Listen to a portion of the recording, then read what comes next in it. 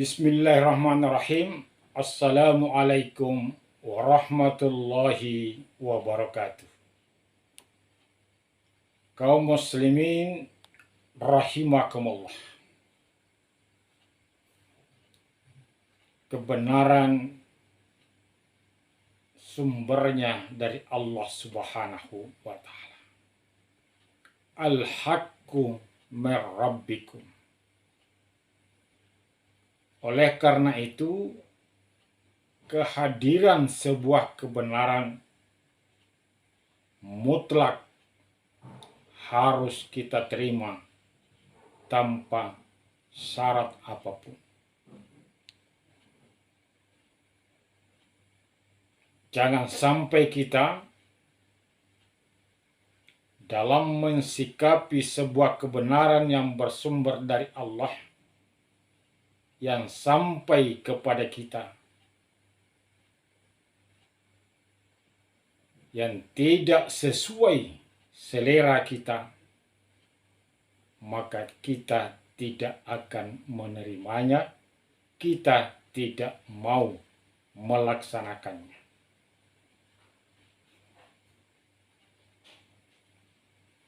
Udkhulu fis silmi kafah. Islam sebagai sebuah kebenaran harus kita terima secara totalitas. Masuklah ke dalam Islam secara kafah, secara totalitas. Demikian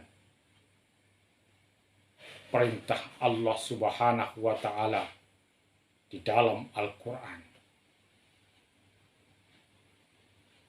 Jangan sampai kita seperti orang dahulu.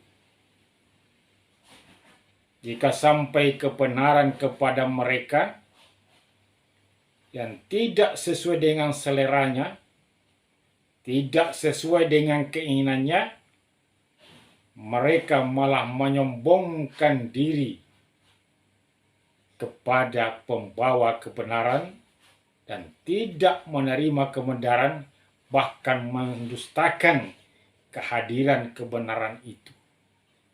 Sehingga mereka melakukan sesuatu kepada pembawa kebenaran itu dengan membunuhnya.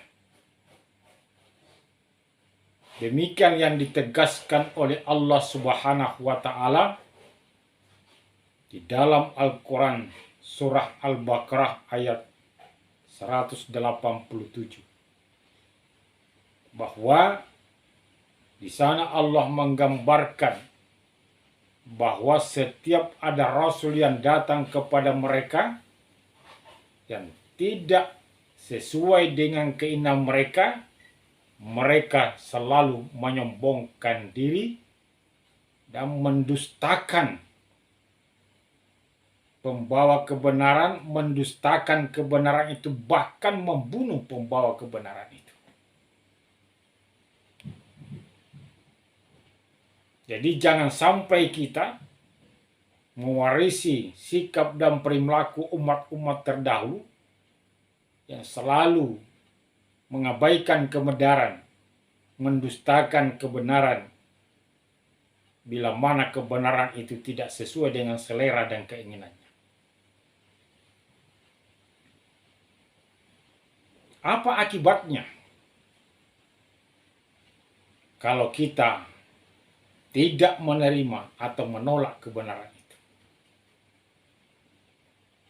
Rasulullah Shallallahu Alaihi Wasallam pernah bersabda bahwa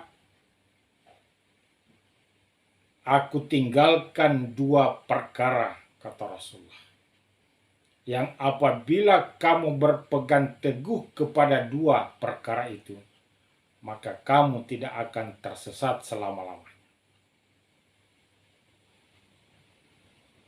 Yaitu sunnatullah atau kitab Allah wa sunnat Rasul. Kitab Allah dan sunnah Rasul. Yaitu tidak lain Al-Quran dan hadis Rasulullah Shallallahu Alaihi Wasallam. Al-Quran dan Sunnah Rasulullah Shallallahu Alaihi Wasallam adalah sebuah kebenaran yang bersumber dari Allah Subhanahu wa Ta'ala. Apabila Al-Quran dan Sunnah itu sampai kepada kita, kemudian kita tidak menerimanya, tidak mengamalkannya, tidak melaksanakannya, maka kita akan tersesat selama-lamanya.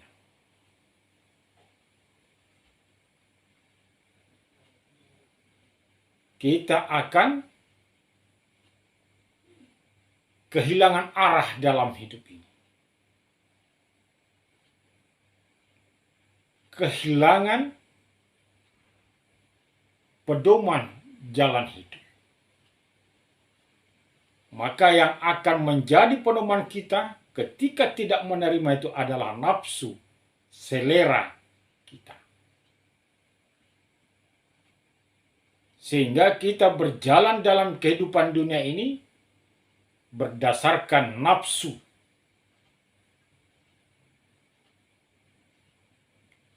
Sehingga merajalelalah kejahatan pelanggaran di tengah-tengah kehidupan kita. Karena kita orang yang tersesat karena tidak mengamalkan, tidak menerima alias menolak kebenaran, baik langsung maupun tidak langsung.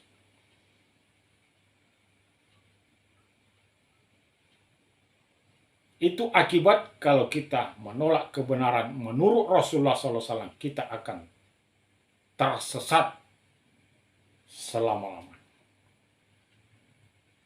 Dalam Al-Quran, dalam surah Al-An'am, ayat 110 di sana, Allah menegaskan bahwa jika kita menolak kebenaran, maka Allah akan memalingkan afidatahum, hati kita, mereka,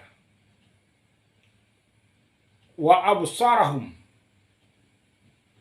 dan memalingkan pandangan mereka,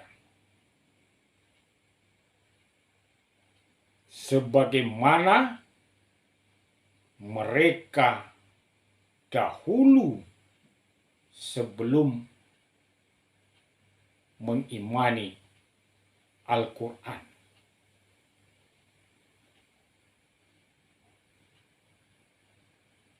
Dan Allah akan membiarkan dalam kebingungan dan kesesatan mereka. Berdasarkan ayat ini, surah Al-An'am ayat 110, bahwa orang yang menolak kebenaran, Allah akan palingkan hati mereka. Hati mereka dipalingkan oleh Allah dalam arti tidak akan senang kepada kebenaran dan lebih senang kepada kejahatan, kemungkaran. Lebih gemar melakukan perbuatan-perbuatan yang tidak baik daripada perbuatan-perbuatan yang baik. Amal soleh akan dipandang sebagai sebuah kejahatan, dan kejahatan akan dipandang sebagai sebuah kebenaran. Kenapa terjadi hal itu? Karena Allah telah memalingkan hati mereka akibat mereka menolak kebenaran. Juga Allah akan memalingkan pandangan mereka. Pikiran mereka akan terbalik. Pikiran mereka selalu mendukung pemikiran-pemikiran yang bertentangan dan kontradiktif dengan nilai-nilai kebenaran, dengan nilai-nilai Islam. Sehingga terjadilah di tengah-tengah kehidupan kita, suka mencela orang, suka menghina orang, suka mendiskreditkan orang, memandang remeh orang, mencari-cari kesalahan orang. Padahal itu adalah perbuatan yang tidak baik, perbuatan yang bertentangan dengan nurani, dan bertentangan dengan logika sehat. Oleh karena mereka menolak kebenaran, maka Allah semakin menyesatkan pandangan mereka. Pikiran mereka akan jadi terbalik. Pikiran mereka tidak suka kepada yang baik. Gagasan-gagasan mereka yang ditelurkan adalah gagasan yang kontradiktif dengan nilai-nilai kebenaran. Sehingga terjadilah di tengah-tengah masyarakat kita. Mereka sudah tahu bahwa korupsi itu adalah perbuatan yang tidak baik. Karena yang melakukan itu rata-rata adalah intelektual, orang cerdas, ilmuwan. Tapi karena pikirannya, hatinya, pandangannya sudah dipalingkan oleh Allah, maka dengan sukarela dia melakukan perbuatan yang tidak baik itu.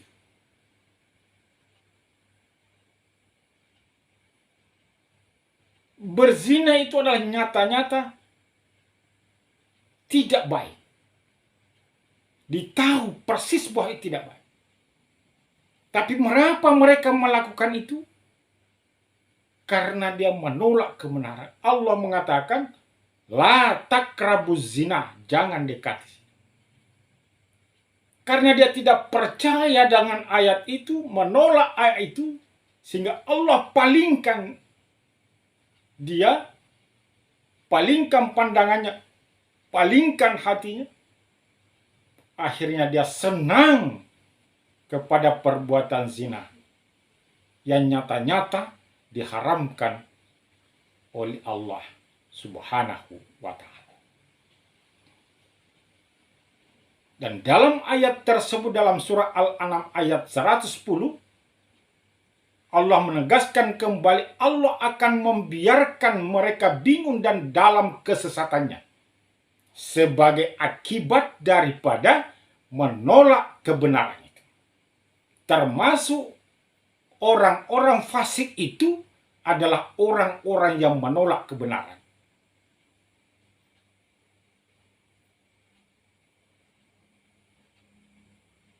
Dan dalam surat Al-Hasr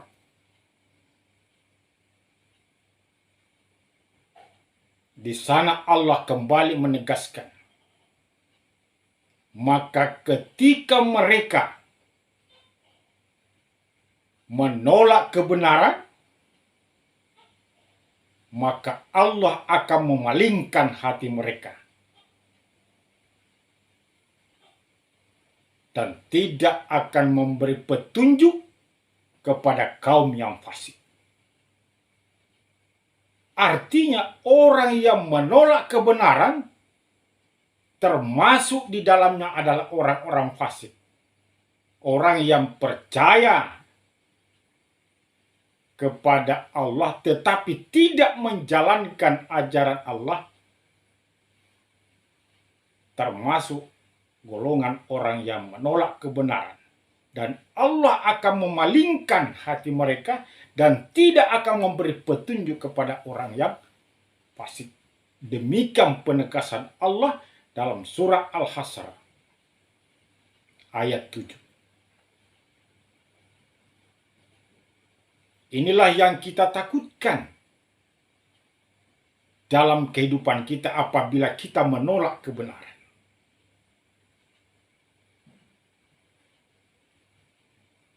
Kita akan menjadi tersesat di dalam hidup kita. Pikiran kita akan terbalik, hati kita akan terbalik, suka kepada kejahatan, tapi tidak suka kepada kebenaran. Sebagai buah dan akibat dari menolak kebenaran.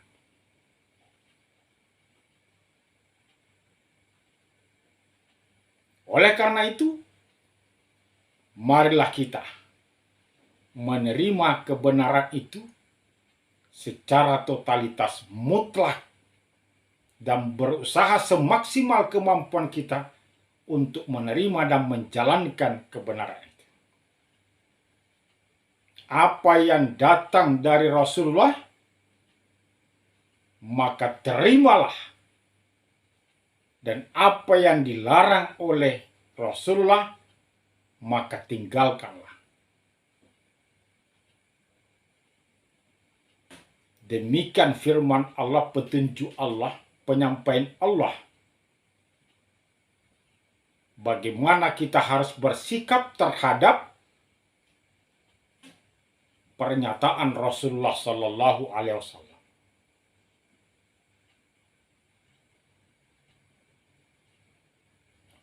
Rasulullah sudah menyatakan,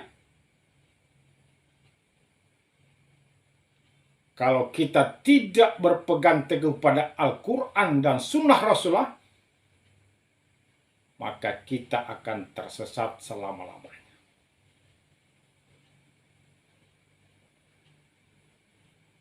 Kita kehilangan arah dalam hidup kita. Kita akan kebingungan dan dibiarkan oleh Allah dalam kesesatan kita. Kita akan dipalingkan oleh Allah. Hati kita dipalingkan oleh Allah, pandangan kita, pikiran kita akan menjadi terbalik.